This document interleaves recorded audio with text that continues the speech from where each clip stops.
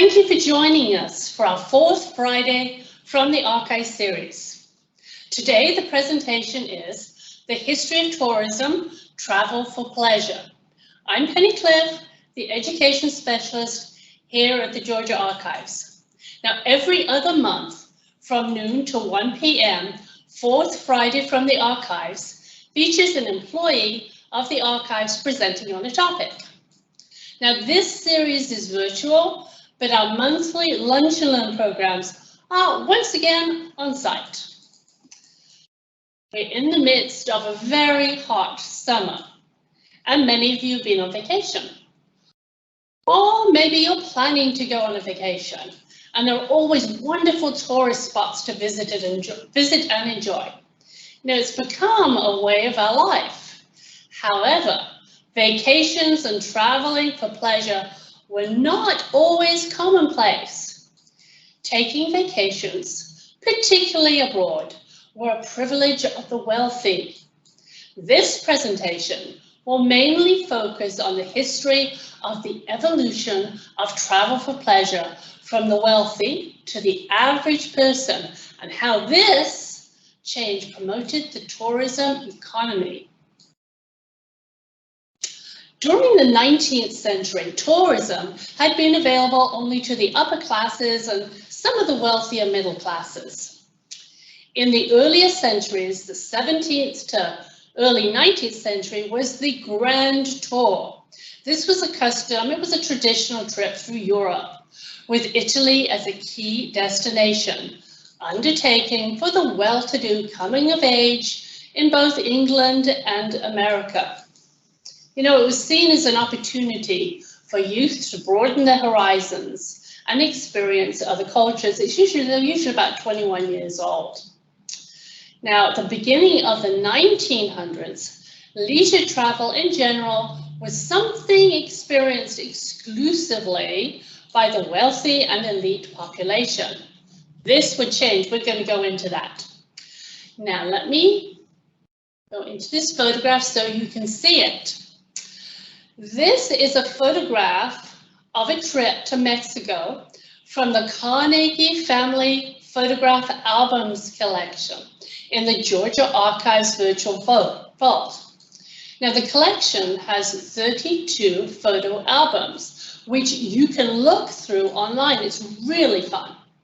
They're compiled by the family of Lucy Coleman Carnegie, whose family owned most of Cumberland Island, Georgia from 1881 to 1972. Lucy was married to Thomas Morrison Carnegie. He was a Scottish-born American industrialist and the brother of the famous Andrew Carnegie. Some of the albums show Carnegie family vacation trips. Now, at this time, was tourism for everyone? No, what you're looking at right here is a trip that they had to Mexico in 1897. These photographs, I'm going to click on it so you can see it, are an example of places that the wealthy had access to. Even this is an unusual destination. This is the Arctic in 1909. Frank Morrison Carnegie was Lucy Carnegie's son. So this is not something your average person would be able to do. So let's go over to the other photograph just so you can see them. So how did tourism become more inclusive and grow and become what we know it to be today? It began with a hobby. How many of you like to bicycle? Look at these photographs. So what changed? The bicycle changed it. Well, these wonderful photographs right here. So what happened?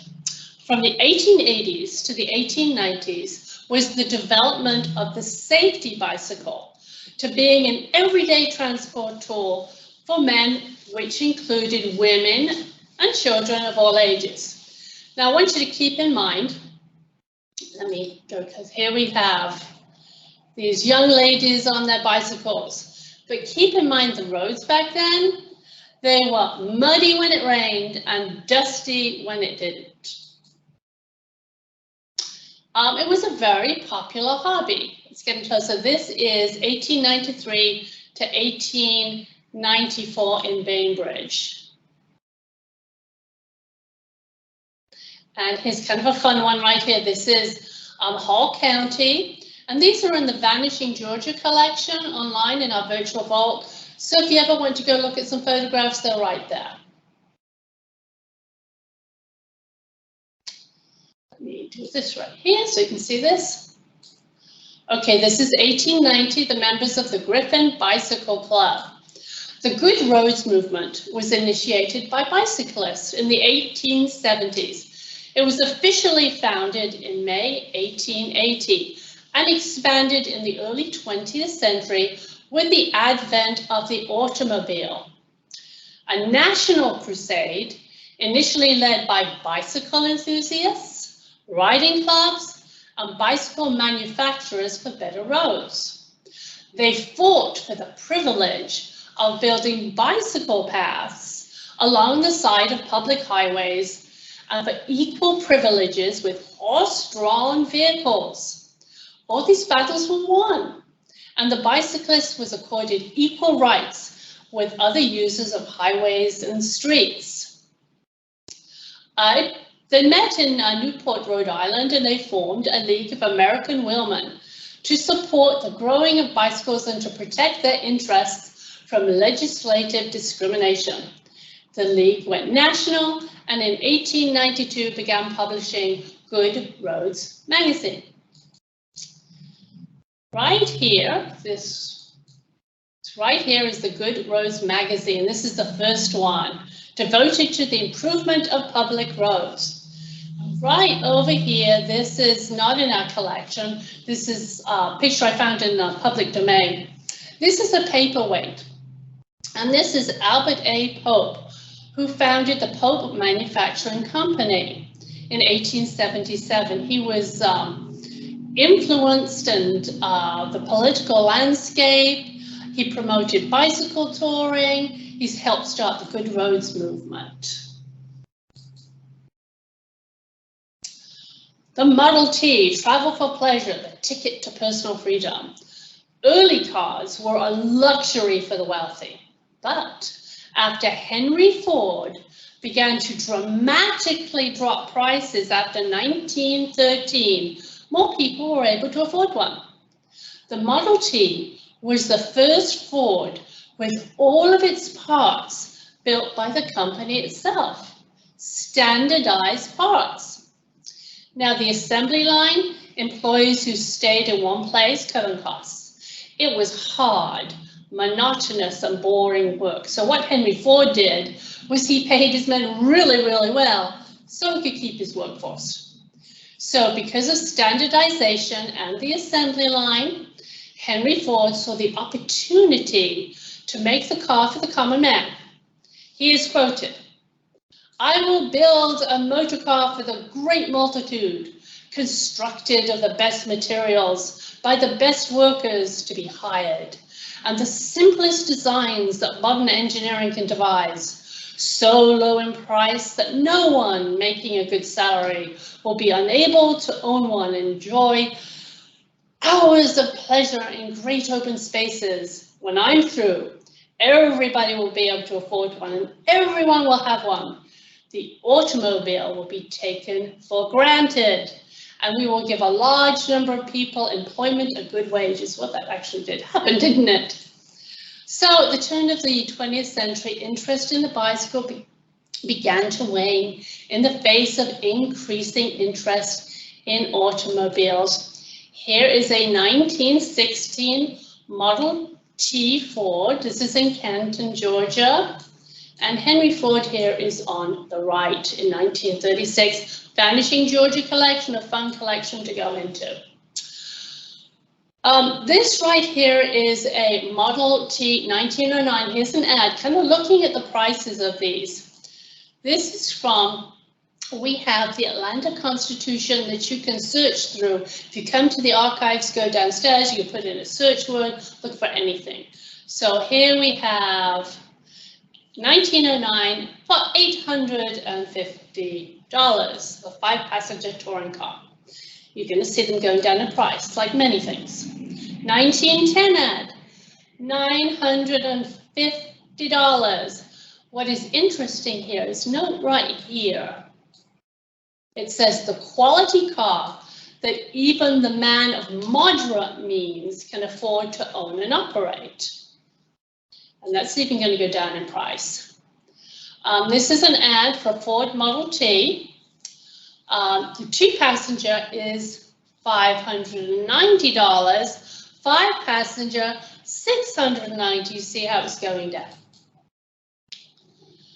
By 1920, railroad passenger travel was at its highest level, but that's the highest it would ever take. But with the exception of the conditions during World War II, the railroad would never again be the dominant form of personal transportation in America. The American public would embrace automobiles with the passion that they had once been given over to the railroads. Now, one reason for the choice of automobiles in travel was because of individual freedom.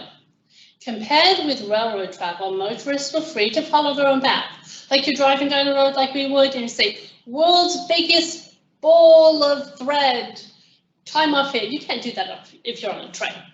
So it was this freedom. In addition to restoring people's personal control of their own time, automobiles succeeded in slowing down the fast pace of modern life.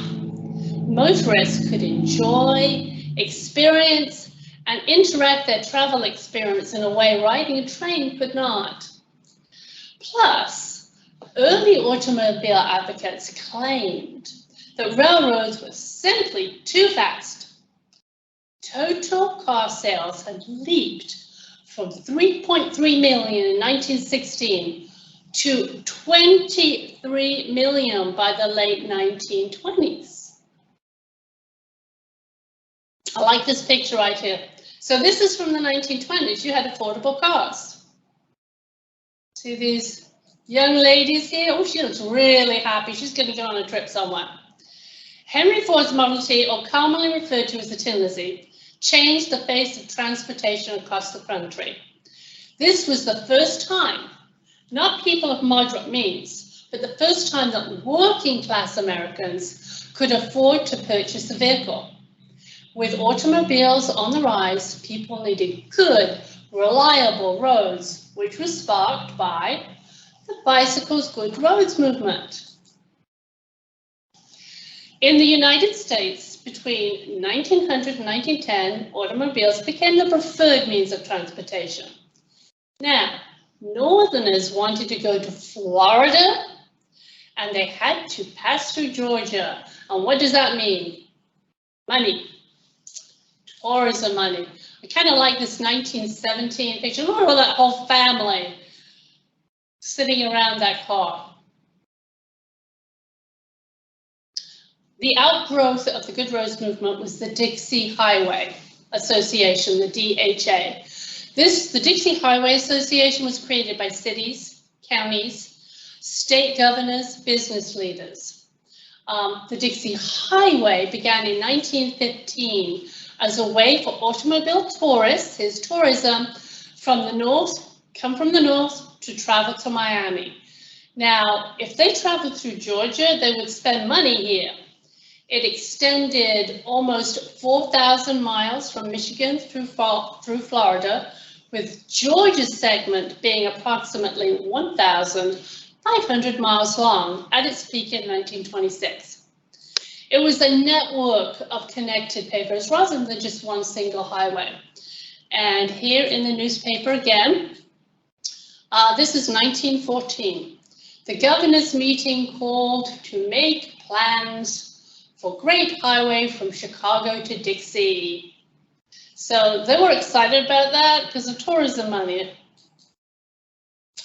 I've got this picture from Wikipedia. I want you to see this. You can see talking about the branches. So here's Georgia, and you see the branches going through Georgia. The Dixie Highway Association. Within Georgia, the highway begins at the Tennessee state line and extends interstate to the Florida state line. Now, due to campaigning by various towns and cities in Georgia, you know this stuff happens today, secondary branches of the highway were also promoted as part of the Dixie Highway. So in Georgia, the Dixie Highway passed through 62 counties, 1,500 miles.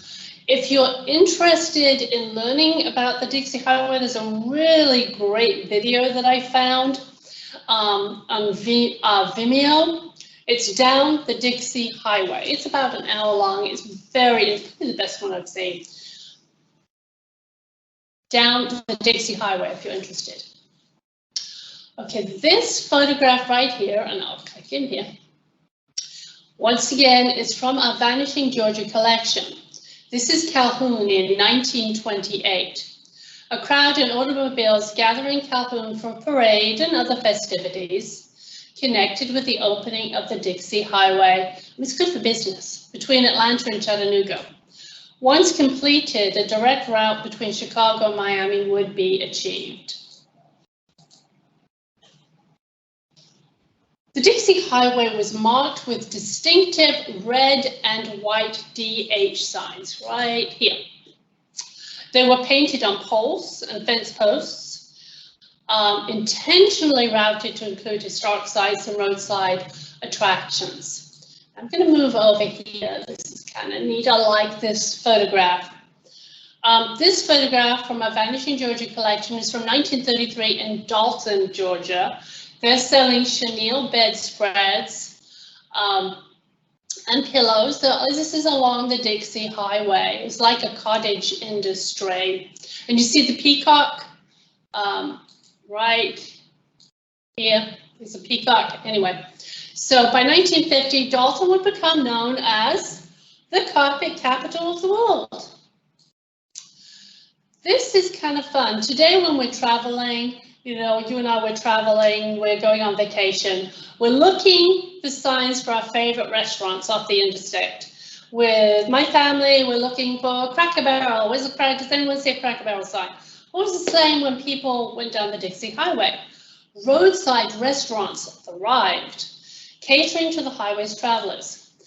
This I found online. I was looking for restaurants that were along the Dixie Highway. It's called Four-Way Lunch in Cartersville. A former Dixie Highway restaurant. It's been open, still open, I think, till 1931. And it's visitcartersvillega.org. In 1955, two Georgia neighbors opened up a restaurant we're all familiar with, Waffle House. Joe Rogers Sr. and Tom Faulkner were living in Avondale Estates, Georgia, when they decided to open a 24-hour sit-down restaurant. There is actually a museum there. Some of you may have visited it. With the combination of roads and affordable cars, visiting springs for health and recreation became very popular. This right here is 1920 Radium Springs, formerly called Blue Springs, but it was renamed to Radium in 1925. It's located 4 miles south of Albany. To accommodate visitors, a casino was built overlooking the springs. In the 1920s, it was a popular spa or resort. Once again, Northerners traveling to spend winter in Florida stopped to swim there. They were thought at the time to be healthful because of the radium content. This is in the Vanishing Georgia collection. This is a fun one. This is a 1919 photograph. I like this one. When Radium Springs was called Blue Springs. Notice the women bathers. One of the fun things with photographs, if you're not sure the date, look at the clothes. So look at their swimming suits, they're wonderful. This is in 1918. This is the swimming area right here. This is a real pretty place to go. Another place, because people had the cars and there were the roads, was Tallulah Falls. Located in the mountains of northeast Georgia, Tallulah Falls rose to prominence as a resort area in the late 19th century, a beautiful place where the Tallulah River made its magnificent drop into the gorge. It was a popular traveler's destination. Now, the coming of the railroad in the late 19th century made this town more accessible. Tallulah Falls was first incorporated in 1885. Nearly 20 hotels and boarding houses sprang up around the falls to accommodate the increased number of visitors. The first of these establishments, the Cliff House Hotel, opened in 1882 and operated until 1937. When it burned in a kitchen fire, the hotel was owned by Rufus L. Moss Sr. Let's go into this right here. Look at some young people enjoying the area. Right there. The Dixie Highway, let's go on a little bit, had 3 designated routes through Georgia. Good roads and maintenance were necessary and expensive. So the United States Congress passed the Federal Aid Highway Act of 1916. Which allocated an initial $75 million to finance roadways. To receive these funds, each state had to form a state highway department to oversee construction contracts and interface with Washington. On August 16, 1916, the Georgia General Assembly founded the Highway Department of Georgia. The General Assembly on August 18, 1919 created a new State Highway Board, the SHB. The State Highway Board designated the first state systems of highways and bridges. So now you have money, federal money. Pictured here is the booklet the Georgia Department of Transportation created to celebrate their centennial, 1916 to 2016. It chronicles the history of the Georgia DOT. What I have here is the book we gave several years ago. We gave a tourism tour, and the Georgia DOT was kind enough to give us a box of these right here to hand out to those that came on the tour. It's really kind of nice. So if you're ever at the archives, I've actually got quite a few left. So if you wanted one of these to learn more about this, and you happen to be coming up here, just email me and I'll have them down at the welcome desk for you. 1926, highway officials gave all federally funded highways numbers instead of names. The Dixie Highway was not given a number. Instead, it was segments of the Dixie Highway were incorporated into different newly numbered highways.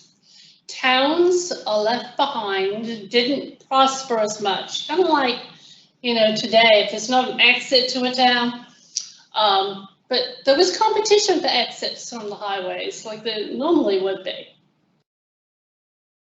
Let me show you this picture right here. I like this one. This is a Dougherty County, 1915, take a ride in a Buick on the Dixie Highway. I like that one. The development of affordable automobiles and the Dixie Highway meant that anyone with a car could head south for a summer or winter vacation. So as you see, vacations are becoming available to more and more people because of roads, because of cars. Now, some of you may have gone camping or maybe going camping. Let's tell you the history of this. If you were at the beginning of camping in the 1900s, you were called tin can tourists. As the number of roads and highways increased, more and more people were able to travel on a budget. The popularity of camping, which is still today, encouraged inventions to improve tents, and cots, and camping stoves, tin cans of food and gas. This allowed travelers to spend all night on the roadside or in a church or a schoolyard. Many local citizens were not happy at the transient visitors, especially if they left a horrible mess. in the camping grounds. To control problems by tin can tourists, some towns began setting up tourist camps. So today that's something normal that we see. But to combat the mess and also to encourage tourism, this is where it began. Sometimes it was no charge, sometimes it was a little bit of charge. Be close up on this picture right here is two ladies. It's in Newton County in 1915. All right, I'm going to show you this right here. All right, let's get closer on this one. This is the Atlanta Constitution, 1923. This is Orlando, Florida. We're not happy with tin can tourists. They were termed nuisances. They're a blot on the beauty of the city. They will be eliminated, the council said, by ordinances as soon as possible. So they're not thinking really outside the box to tourism. Here's somebody that was. Here you have tin can tourists. This is 1920, and this is Tampa, Florida. They are so happy about the tin can tourists coming to Florida, and they're providing free camping sites. They're becoming numerous, and what's kind of fun is looking through this, is talking about how Georgia is working with Florida. And at the very bottom, it talks about in Georgia, they have perfected this plan of like amusements and things like that. Griffin is beginning to reap benefits. So Griffin. Okay, this right here is kind of fun. This is in the public domain. It's 1920s. You got the Pond 5 on there, but that's the company that does these. So here you have some people camping in the 1920s. There's no sound. All right, the evolution of tin can tourists. So what do we have here? We have tourist camps. We have gas stations. We have garages. You need them for your new cars. Restaurants, souvenir shops, roadside produce stands and other attractions. You have mom and pop tourist courts. Come and stay with us. So you have all of that. So you see the evolution of that. Okay, it's the Great Depression. What's going to happen with the Great Depression? During the Great Depression, President Franklin D. Roosevelt created many of his, what's called the alphabet agencies, one being the CCC, which stands for the Civilian Conservation Corps. In 1938, 280,000 miles of rural roads were paved. This photograph is from our Vanishing Georgia collection. It's in a CCC camp in Murray County. Let me make it bigger for you right there. In 1941, 600,000 miles of paved roads. Good roads, good for tourism, even in the Depression, putting people to work. In the 1920s, motor touring and car camping blossomed into nationwide fads, which was encouraged by the State and National Park Service in order to build a broader constituency of park supporters. This postcard is from the Georgia Archives Historic Postcard Collection, which once again you can view online in our virtual vault. This is Chickamauga and Chattanooga National Military Park, Fort Oglethorpe, Georgia. Designated in 1890, this was the first national military park created by the United States Congress. In 1933, management of national military parks was transferred to the National Park Service. Coming closer here. Fort Mountain State Park near Chatsworth, Georgia. This is Ivan Allen Sr., donor of the original lands of Fort Mountain State Park. He's speaking at the dedication of a tablet for him on June 30th, 1936. The park opened in 1938. You had a lot of people going to the parks. He is actually the father of Ivan Allen Jr., who's mayor of Atlanta. This is beautiful. Amacola Falls, if you've not been there, it's lovely. Dawsonville, Georgia. Seen here are members of the Georgia Appalachian Trail at Amacola Falls on March the 24th, 1938. During this time, the trail passed through what would become Amacola Falls State Park. The site was designated a state park in 1940. That's kind of, it's hard to see, so there they are, right there, climbing up there, and they're at the falls. Many of us have probably been to the Okmulgee National Monument, the reconstructed ceremonial earth lodge. Between 1933 and 1936, several federal relief programs carried out archaeological excavations at the mounds just north of Macon. The CCC was established at the site and it worked on roads, parking restoration. Once again, it was designated a national monument in 1936, helped with tourism. Here is Vogel State Park in 1935. In the background, this right here is CCC barracks. Aha! Many of us have been to Jekyll Island.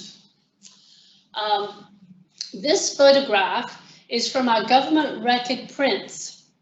In 1947, the state of Georgia purchased Jekyll Island from the Jekyll Island Club. Now, Munsey's magazine called the Jekyll Island Club the richest, the most exclusive, the most inaccessible club in the world. For those who represented 1/6 of the world's wealth at the turn of the century, the Jekyll Island Club became an exclusive retreat. Families with names like Rockefeller, Morgan, Vanderbilt, Pulitzer, and Baker built elegant clubhouse and cottages in Victorian architectural styles. But what about those of us, say, with the name Cliff? How do we enjoy it? In 1948, Jekyll Island opened to the public as a state park.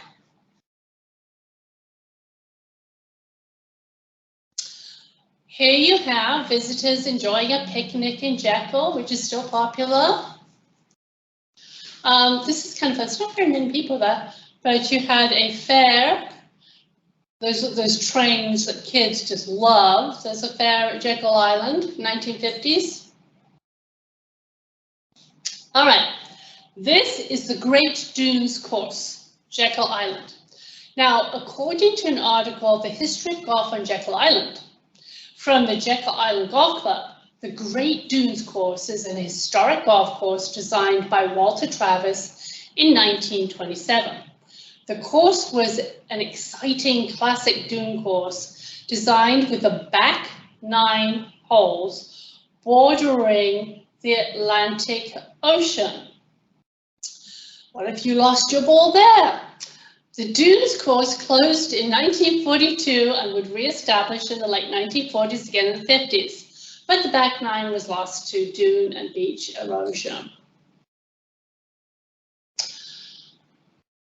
Let me zoom up on this. In 1950, the Jekyll Island Authority was established by Governor Herman Talmadge and tasked with developing the island into a resort. In 1954, the drawbridge to the island was completed and opened officially, opening the Jekyll Island Causeway. That drawbridge was replaced in 1996 by the taller concrete bridge that stands today. Okay, this next slide here, I want you to remember this. 1959. This is the time of Jim Crow, but everything was separate, so kind of keep this in mind. It's 1959, the first black-owned motel, the Dolphin Club, I'm going to come back to that, opened and later became a group camp and youth center. In 1983, the Dolphin Club, along with the auditorium and beach pavilion, were leased to the University of Georgia for a 4-H summer camp and later year-round youth environmental programs. This right here would be the site of the Dolphin Club. Just kind of remember that one. We're also going to go into African American tourism and travel during Jim Crow a little bit later. Here we have, it's after World War II. This photograph here is Dalton, Georgia in 1951. It's a photograph of a new hotel built to accommodate tourists. Cars were being produced in large numbers. It was after World War II. Gas was no longer rationed. Prosperity began to return to the industrialized countries. The motel business began to boom. I mean, think today's like Airbnbs. The introduction of jet travel in the 1950s, and it grew to the 1960s, further accelerated domestic and international travel. Airlines started slowly to become cheaper, kind of like, think about today like Travelocity or Priceline. Now, to grease the gears of the tourism industry even further, in 1950, the credit card was born in the form of the Diners Club card, and then lots of others. All right, so let's go forward in time. Traveling across Georgia and the United States, you're seeing is becoming easier. Parts of the Dixie Highway were merged in highways created through the Federal Highway Act of 1916. And then destinations became even more accessible with the 1950s interstate highway system.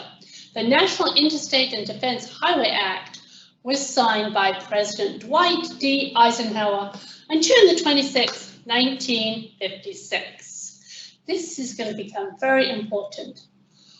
Where on earth did this idea come from? To have an interstate highway, came up with that idea from the man who ultimately signed the act on June 26, 1956, President Dwight D. Eisenhower. Let's go back in time and see what happened. We're going to go back in time, it's after World War I, to the US Army's cross-country motor transport of 1919.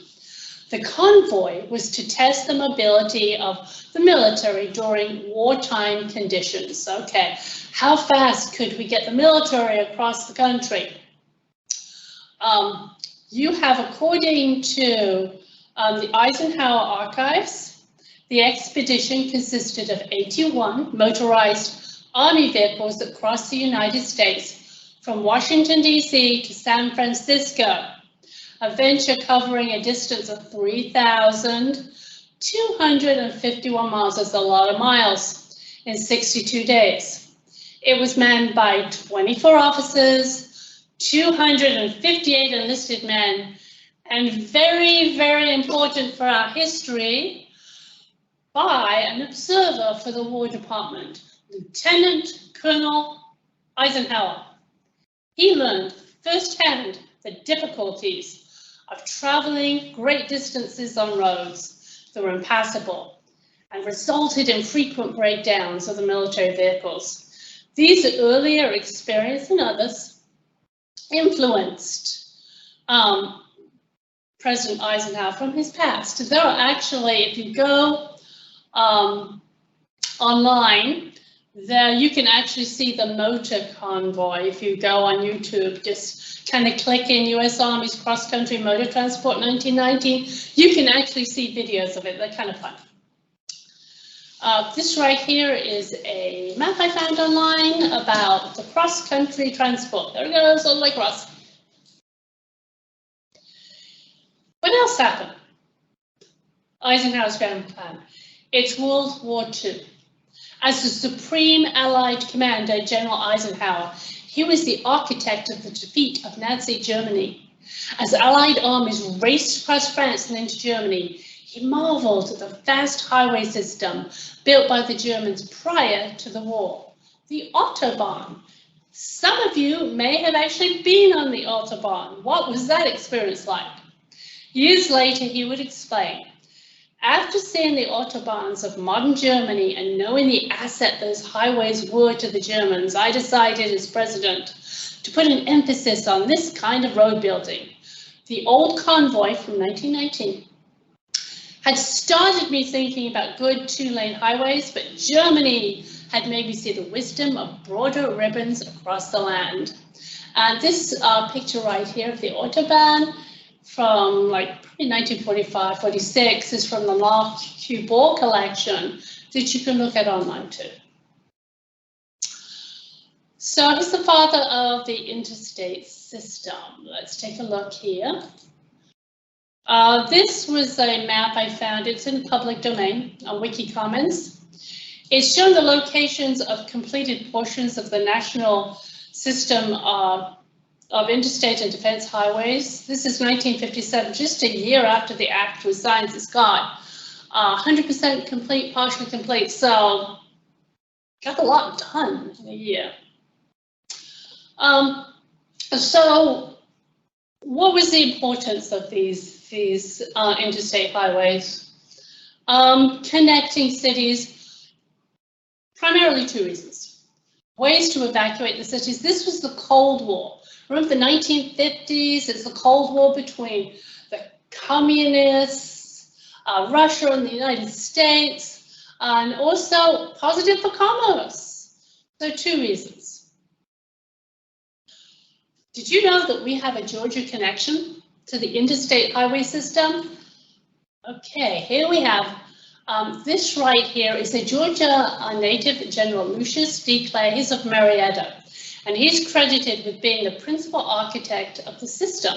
So in 1954, President Eisenhower appointed General Clay, who had managed the Berlin airlift and presided over the rebuilding of Germany after World War II.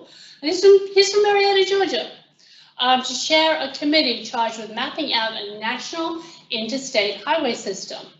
General Clay's leadership brought Interstate 75, 85, and 20 through Atlanta. There is an excellent YouTube on General Clay. If you wanted to watch it, it is called The Great Uncompromiser, General Lucius D. Clay. That's The Great Uncompromiser, General Lucius D. Clay, if you wanted to watch it. So the evolution of tourism is going to go over this. The democratization of vacations, we've taken them from the wealthy to kind of inclusive, everybody. Who did it begin with? Bicyclists, bicycles. You had the Good Roads movement. From the Good Roads movement, you had affordable cars, the Model T. You had the Dixie Highway and all these entrepreneurs along the way. You had federal funding, the DOT and highways. Then you had the vision of Dwight D. Eisenhower with the National Interstate and Defense Highway Act in 1956. You had post-World War II prosperity. You got money. What are we going to do with it? Let's go on a vacation. Cheaper airfare. And something else we're going to go into is cruises. They were competition with airlines.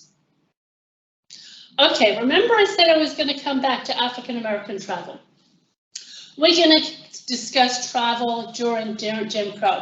This image is of the Negro Motorist Green Book, or simply the Green Book. You know, there was a movie about it. The Green Book was an annual guidebook for African American road trippers. It was originated and published by African-American New York City postal employee Victor Hugo Green.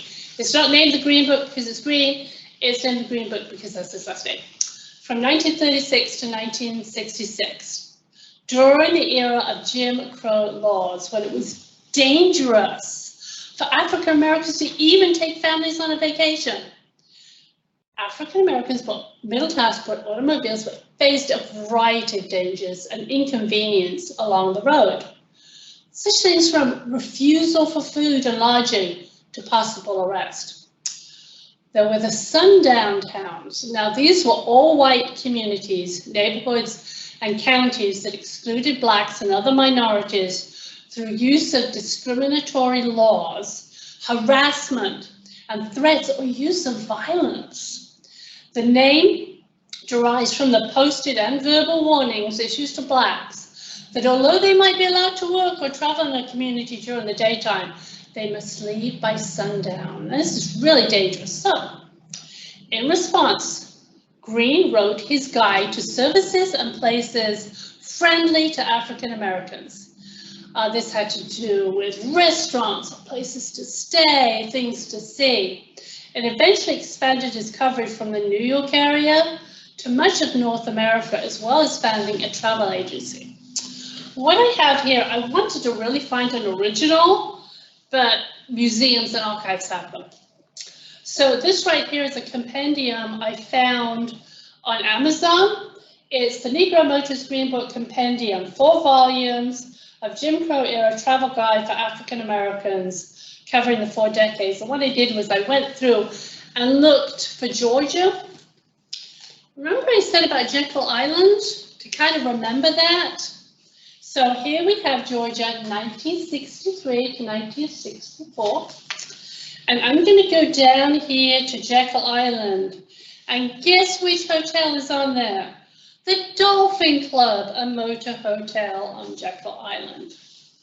So it's pretty neat. Okay, this right here, Victor Hugo Green, he died in 1960 after more than 2 decades of publishing his travel guide. His wife Alma took over as editor and continued to release the Green Book in updated editions for a few more years. But progress eventually helped push it towards obsolescence. In 1964, the Civil Rights Act finally banned racial segregation in restaurants, theaters, hotels, parks, and other public places. So just 2 years later, in 1966, the Green Book ceased publication after nearly 30 years in print. Can you imagine how invaluable this book were to families? This photograph right here is the 1950s. Let me make it bigger so you can see it. It's the Brinson family, and they are posed for a photograph while a sightseeing trip to Clark's Hill Dam in the 1950s. They may have owned a Green Book. Okay, let's go to cruises. What about cruises? Taking a cruise to travel to the Caribbean and other exotic places has always been available for the wealthy. But what about people without plenty of disposable income? The idea for the first pleasure cruise is often credited to Albert Ballin in the early 1890s. He was a German shipping magnate and general director of the Hamburg America line. He introduced the concept of the luxury ocean liner as a floating hotel. Why? To compete with on-land hotels. What about cruises for the general public? Cruises were a luxury mainly for the wealthy until the 1960s, early 1970s. In the early 20th century, shipping companies competed for passengers by increasing ship speed and the onboard amenities, which grew more opulent over time. But keep in mind increasing ship speed. In 1911, the RMS Olympic part of a trio of ships of the White Star Line that included the Titanic. Boasted a grand staircase, swimming pool, Turkish baths, private bathrooms for first-class travelers. So one of the things we hear about the Titanic is the speed it was going, but this is something that they did, which I thought was interesting. We're going to look at 2 manuscript collections housed here at the Georgia Archives on Georgians who went on cruises. The first is the Augusta G. Raines Genealogical Collection. From that, we're taking Augusta's mother-in-law's name was Perry Lee Theodosia Gay Raines. She went on a cruise in 1923. Remember 23? It's not until like the 1970s that cruises for middle class, regular folks, with a relative, a husband had died. In this collection, we have documents from the cruise, such as Cook's Travel Service, 1923 summer, Mediterranean cruise. There are postcards and passenger lists and correspondence.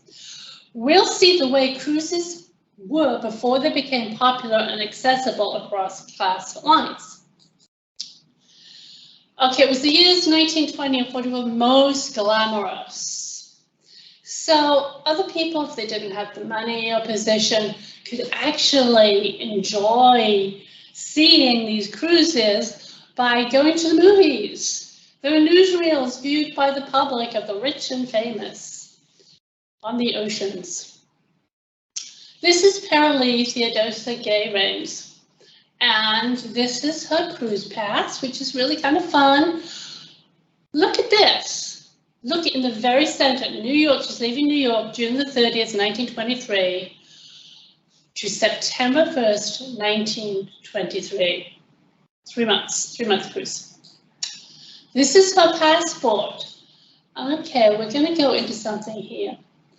All right, this is her passport. I don't know if I'd like, you know, in our passports, I have a passport, and they say how old you are, what color's your hair, this, that, and the other. But look at this passport. Personal description, mouth, medium, chin, prominent. I do not know if I would like that put on my passport. Hair brown, complexion dark, face small. So that is, I thought that was interesting in the collection. So that is the ship she was on. This right here is a postcard in her collection, the Hotel Cecil in Tangier, Morocco. This hotel for several decades was patronized by members of European royal families, aristocrats, diplomats, high-ranking military and naval officers, artists, writers, all sorts of people. So she had that, so she probably saw this. On July 13th, 1923, Mrs. Rains and other passengers visited Tangier. Thomas Cook & Son was an innovative travel agency and one of the world's most well-known tour operators. Let me get close here. This is kind of fun right here. It's given her, telling her what to do. This is what you're going to do. You're going to go off the pier. You're going to go to this hotel and have lunch. Mules and donkeys with guides would take passengers from the hotel to the Kasbah, Court of Justice, our prison, the embassy. So they went to different places. This is really interesting. Both collections are going to look at her passenger lists. Passenger lists would be the equivalent of knowing, I didn't get that when I went on a cruise, passenger lists of what it would be called like social networking. Remember, these are people with wealth, the who's who. And there is Mrs. Rains right up here. This right here is the Cunard Line passenger list. The Cunard Line was for the wealthy, the rich, because it wasn't the 1970s yet. It's from the RMS Albania, and you have information on everybody there. Okay, I'm going to give you a little bit of trivia here. So, the Cunard Line, very, very expensive. Very, very expensive. Just available really for the wealthy. In 1998, the Cunard Line was acquired by. Let's kind of think about it for a little bit. Who was it acquired by? Okay, I'm going to the next slide, you will see. Carnival Corporation. The Carnival today, through innovative vacation packaging, lots of advertising, changed the face of the cruise industry by coaxing thousands of middle-class customers aboard its floating resorts, like my family in 2016. Okay, let's get back to the collection. Here's a postcard from Monte Carlo. Second collection. We're going ahead to 1951. This is a scrapbook from the Jeanette Lane Bradbury collection. She was a civic leader. She was born in Meriwether County, married an architect. She earned a Bachelor of Laws degree and a Master of Laws degree. She was a leader in, oh my gosh, all sorts of clubs. Women's Auxiliary of the Architects and Engineers, Four Seasons, garden clubs, Atlanta Civic Ballet, Atlanta Art Association, Atlanta Music, it goes on and on and on. So these are the wealthy and well-known. They went on the Alcoa for the Caribbean. This is the itinerary. This is where they went. They went to Venezuela, the Dominican Republic, Trinidad. Here is the ship that they went on, the Alcoa Cavalier. She and her husband were invited to the captain to eat with him in the lounge. Okay, I want you to see this. This makes me hungry every time I look at it. This is what they ate. I look down here and I think roast leg of spring lamb, mint jelly. Oh my goodness, tartar sauce. So it was a really nice. a fresh fruit basket, all sorts of things. So here's a postcard, Montego Bay, Jamaica. One of the things different here from cruises before the 70s, this is Thomas and Jeanette Bradbury at a costume party. There was a ton of interaction with other passengers. And she actually describes it, she said, talking about hilarious games afterwards, and they were all tired. So there's a lot of interaction.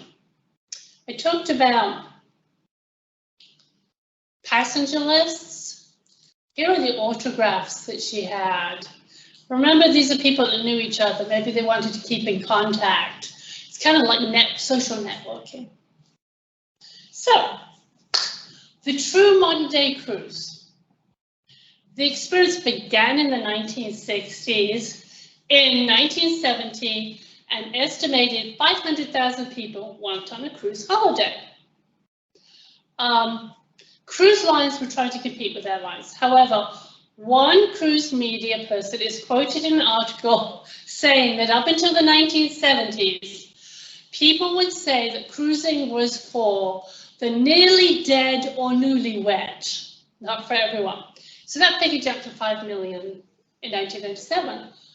What on earth happened? Cruise ships became casual, middle classes started to go. What brought about this sudden surge in interest? Some of you, if you're old enough, will remember this. And although the song is going through my mind, I will not sing it. The Love Boat. Okay, you may remember this show produced by TV legend Aaron Spelling, The Love Boat. First aired in 1977 and went on to become one of the most successful shows in TV history during its decade-long run. It revolutionized the cruise industry to what we know today. It was a TV show. The one-class cruising concept, where all facilities are open to passengers, that was not until 1974. There will always be more expensive cruise lines. However, taking a pleasure cruise was no longer a prerogative of the wealthy, but within reach of large segments of the population. So who do we have to thank for vacations and the tourism that we know today as being a part of our culture? Thanks to the bicyclist. So thank you. I want to thank my colleagues at the Georgia Archives and supporters of the archives for their suggestions. A lot of people came with me suggestions, photographs and collections to use and ideas like colleagues Alison Hutchins and Kirsten Tobin, Greg McNamara and Eve Mays. Thank you for all of your ideas and photographs. Now, if you have any questions, I will be happy to answer them, and if not, I'm going to tell you what's coming up next at the archives that you can participate in. Do we have any questions?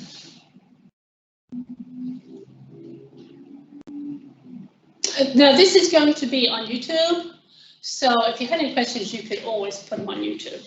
We're going to upload it to YouTube, so it'll be available for anybody. Andrew Bramlett says, we enjoyed the presentation. I know that in Florida, there were two Gilded Age individuals, Henry Flagler and Henry Plant, who built railroads and hotels along the coast and helped create the Florida travel industry. Is there a comparable individual in Georgia who almost single-handedly made it popular to visit the Georgia coast? Ooh, that's a good question. Is there an individual who played a huge part in visiting the Georgia coast? Andrew, I'm going to have to look that up and do some research, because off the top of my head, there's also some names, but off the top of my head, one individual I don't have, but I will get back to you on that. Brian Wheeler thinks it's Howard Coffin. Ooh, oh, okay. Okay, Howard Coffin. Okay, if we don't have any other questions, let me tell you what's coming up. Our August 12th Lunch and Learn, it's going to be on site. So this is the second one that's going to be on site in August 12th, not just from the ground up, historic preservation in the 21st century Georgia. With Stephen Hammock, he's an archaeologist, a historian, and the executive director of the Middle Georgia Preservation Alliance. It's going to be noon to 1. This presentation will include primary and secondary research in the digital age, also including traditional sources, as well as archaeological and cemetery research, because really there's something for everyone.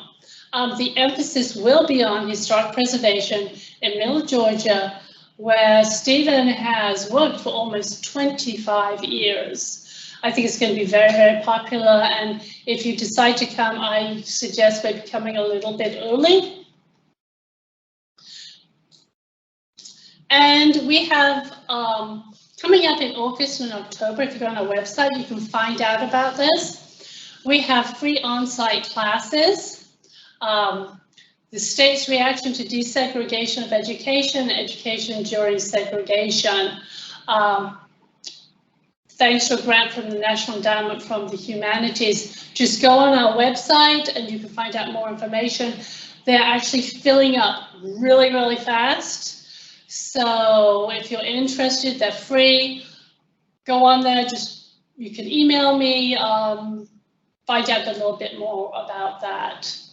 So we hope to see you here at our events, and we are glad that you joined us virtually. See you next time.